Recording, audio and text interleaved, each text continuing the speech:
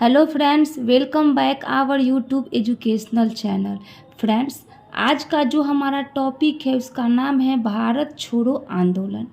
इससे पहले की कक्षा में हम लोगों ने अगस्त प्रस्ताव, व्यक्तिगत सत्याग्रह और क्रिप्स प्रस्ताव जैसे टॉपिक को कंप्लीट किया है। अगर आप मेरे पिछली कक्षा का वीडियो देखे होंगे तो आपको याद होगा कि अगस्त प्रस्ताव जो कि लॉर्ड लिथगो के द्वारा 8 अगस्त 1940 को भारतीय नेताओं को सौंपा जाता है, लेकिन इंडियन नेशनल कांग्रेस और मुस्लिम लीग द्वारा इनके प्रस्ताव को रिजेक्ट कर दिया जाता है।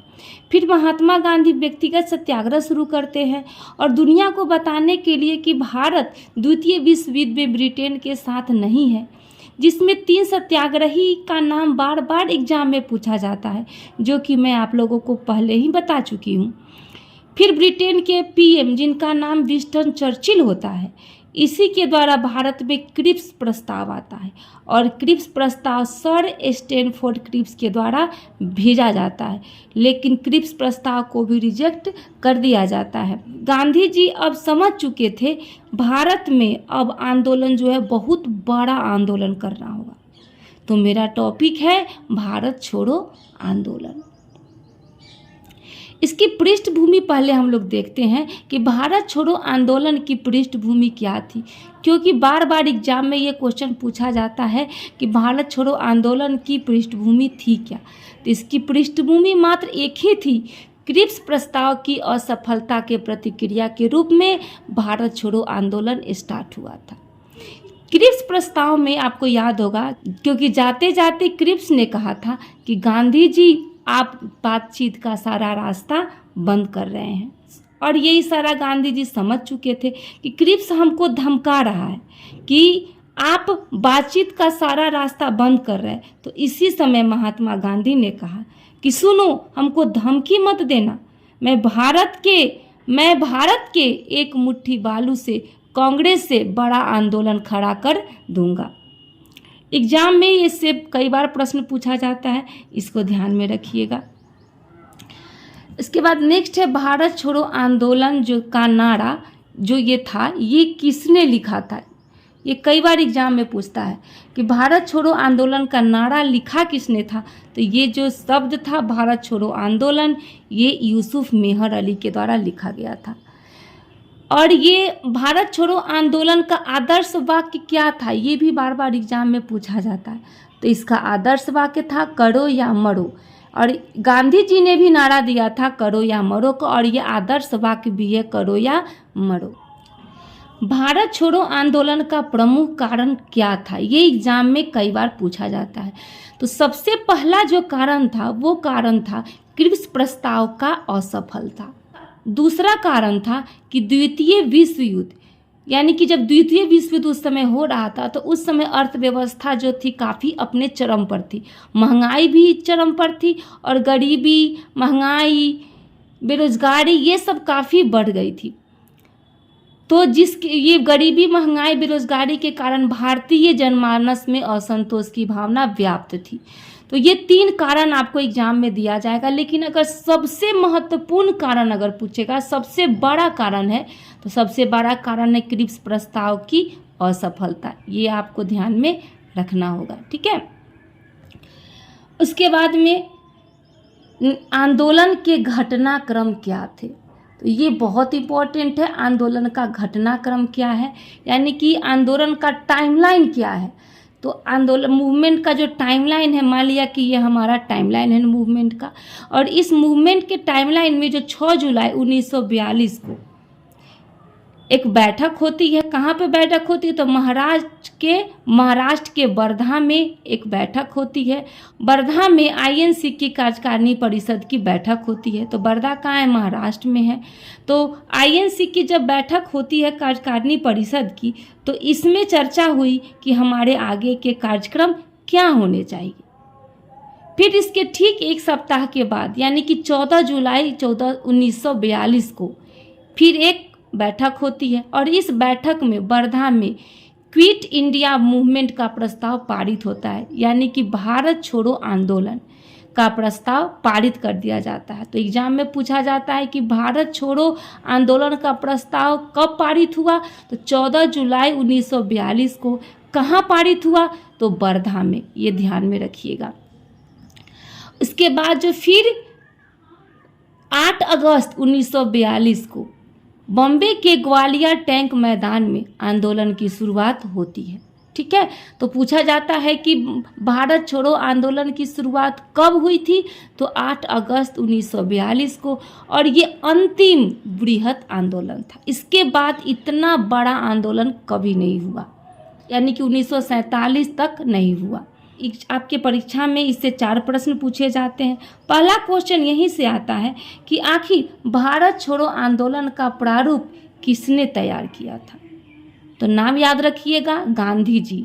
और गांधी जी की अकेले नहीं थे, गांधी जी के साथ जवाहरलाल नेहरू और मौलाना अबुल कलाम आज़ाद भी थे। ठीक है, तो प्रारूप किसने तैयार किया था, तो प्रारूप तैयार करने वाले का नाम गांधी जी, याद रखना। फिर पेश किसने किया था, तो पेश किए थे जवाहरलाल नेहरू। भारत छोड़ो आंदोलन का समर्थन किसने दिया था, तो सरदार वल्लभ भाई पटेल। ये भी एग्जाम में पूछा जाता है कि समर्थन किसने किया था, और ये भी एग्जाम में पूछा जाता है कि पारित किसने किया था, तो मौलाना अबुल कलाम आज़ाद, क्योंकि उस समय भारतीय राष्ट्रीय कांग्रेस के अध्यक्ष मौलाना अबुल कलाम आज़ाद थे 1940 से लेकर 1945 तक। तो ये 4 जो क्वेश्चन है, ये 4 क्वेश्चन बार बार एग्जाम में पूछे जाते हैं। उसके बाद जब आंदोलन शुरू होता है तो सब कुछ बदल चुका होता है, और इसी 8 तारीख की रात को एक ऑपरेशन चलता है, और इसी टाइमलाइन के चौथे नंबर पे आता है, उसे कहते हैं ऑपरेशन 0 आवर। ऑपरेशन 0 आवर आखिर था क्या, तो 9 अगस्त 1942 किसी किसी किताब में ऑपरेशन 0 आवर को 9 अगस्त भी लिखता है, और किसी किसी किताब में 8 अगस्त की रात्रि को। क्या होता है कि अंग्रेजों के द्वारा ये ऑपरेशन 0 आवर चलाया जाता है। ये एग्जाम में पूछता है कि ऑपरेशन 0 आवर किसके द्वारा चलाया जाता है, भारतीय नेताओं के द्वारा, अंग्रेजों के द्वारा।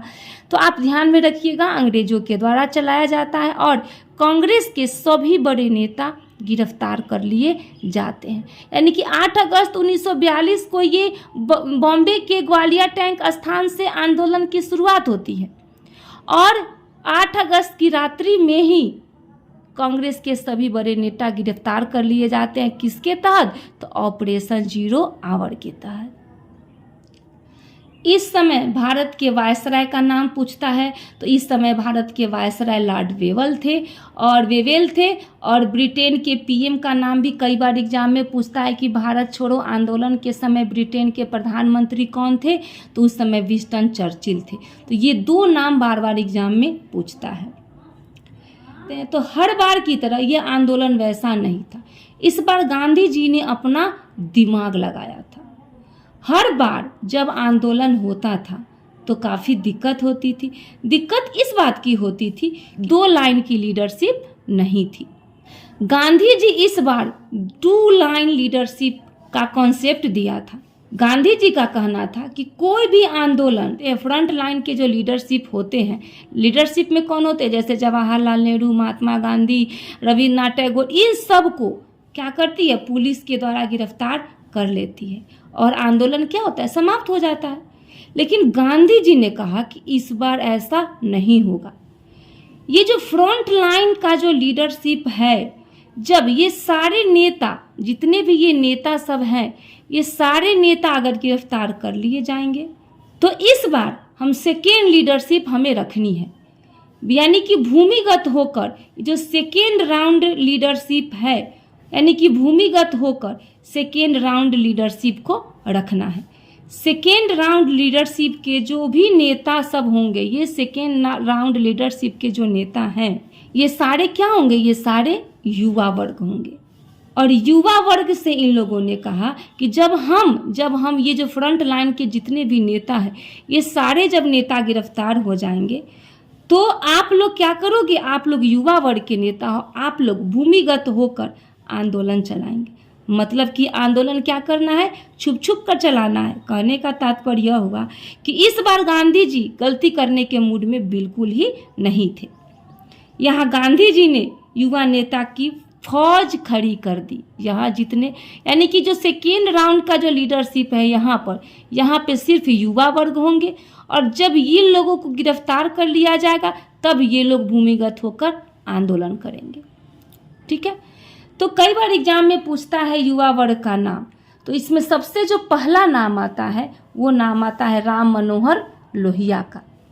उषा मेहता, तीसरे नंबर में आते हैं जयप्रकाश नारायण, चौथे नंबर में आते हैं अच्युत पटवर्धन, और पांचवें नंबर में आते हैं सुचिता कृपलानी। तो ये जो जितने भी ये 5 नेता का नाम है, ये सब युवा वर्ग में और भारत छोड़ो आंदोलन में ये सभी नेता महत्वपूर्ण भूमिका निभाए हैं।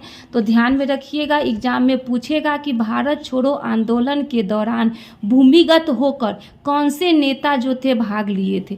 तो ये और भी बहुत सारे नेता थे, लेकिन एग्जाम में बार बार इन्हीं 5 का नाम एग्जाम में पूछा जाता है, इसलिए यहाँ पे 5 नाम दिया गया है।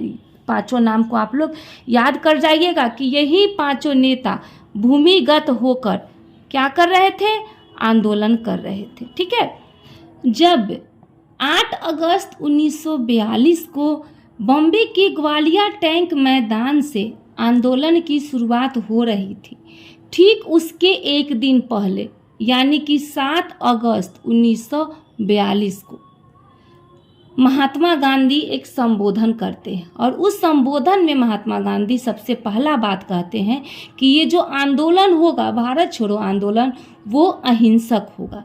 यानी कि आंदोलन कैसा होना चाहिए, आंदोलन अहिंसक होना चाहिए। हालांकि इस आंदोलन में हिंसा का काफ़ी प्रयोग किया गया है, लेकिन गांधी जी ये संबोधन के दौरान पहले ही कह देते हैं। दूसरा जो ये बोलते हैं कि शहर शहर गांव गांव आंदोलन का पहुंच होना चाहिए, यानी कि पूरे भारत का कोई भी ऐसा गांव और शहर नहीं बचना चाहिए आंदोलन से। तीसरी बात वो बोलते हैं कि युवा वर्ग बढ़ चढ़कर इसमें हिस्सा लेंगे। चौथी बात कही उन्होंने कि महिलाओं की इस आंदोलन में भागीदारी बढ़ चढ़कर होनी चाहिए, और आगे सरकारी संपत्ति का नुकसान नहीं करना है। रोड है, रेलवे स्टेशन है, ये सभी हमारे भारत के पैसों से बनाए गए हैं, न कि अंग्रेजों के पैसे से बनाए गए हैं। तो इसलिए ये हमारी संपत्ति हुई और हमें सरकारी संपत्ति का नुकसान नहीं करना है। आगे उन्होंने कहा कि नमक हमारी परिसंपत्ति है, कर लगाने का विरोध करना है। अगर फिर से नमक पर अगर टैक्स लगा दिया उसने, तो हम क्या करेंगे, फिर से नमक कर का फिर से हम लोग विरोध करेंगे। आगे कि शीर्ष नेता के गिरफ्तारी के बाद युवा नेता भूमिगत होकर आंदोलन करेंगे। ये बहुत ही इम्पोर्टेंट है कि शीर्ष नेता यानी कि फ्रंट लाइन लीडरशिप के नेता अगर गिरफ्तार हो जाएंगे, तो जो सेकेंड राउंड लीडरशिप के जो नेता हैं, जो युवा वर्ग के नेता हैं, वो भूमिगत होकर, ये बहुत इम्पोर्टेंट है, आंदोलन करें। नेक्स्ट वो बोलते हैं कि भारतीय सैनिक भारतीयों पर गोली चलाने से मना करेंगे। वो अपनी नौकरी नहीं छोड़ेंगे, वो सरकारी नौकरी रहेंगे, लेकिन वहाँ वो लोग क्या करेंगे, सिर्फ भारतीयों पर गोली नहीं चलाएंगे। आगे उन्होंने कहा कि सरकारी नौकरी न छोड़े, वहाँ रहते हुए समर्थन करे, यानी कि जो व्यक्ति सरकारी नौकरी कर रहा है वो वही रहकर आंदोलन का समर्थन करेंगे। और आगे उन्होंने कहा कि छात्र पढ़ाई तभी छोड़े जब वे दृढ़ संकल्पित हो कि आज़ादी मिलने तक आंदोलन में रहेंगे, वरना अगर वो आज़ादी से पहले आंदोलन को छोड़ के चले जाएंगे तो वो क्या करेंगे, पढ़ाई को नहीं छोड़ेंगे। भारत छोड़ो आंदोलन का जो टॉपिक है वो बहुत बड़ा टॉपिक है, और ये सभी कॉम्पिटिटिव परीक्षा में भी इससे बहुत सारे प्रश्न पूछे जाते हैं।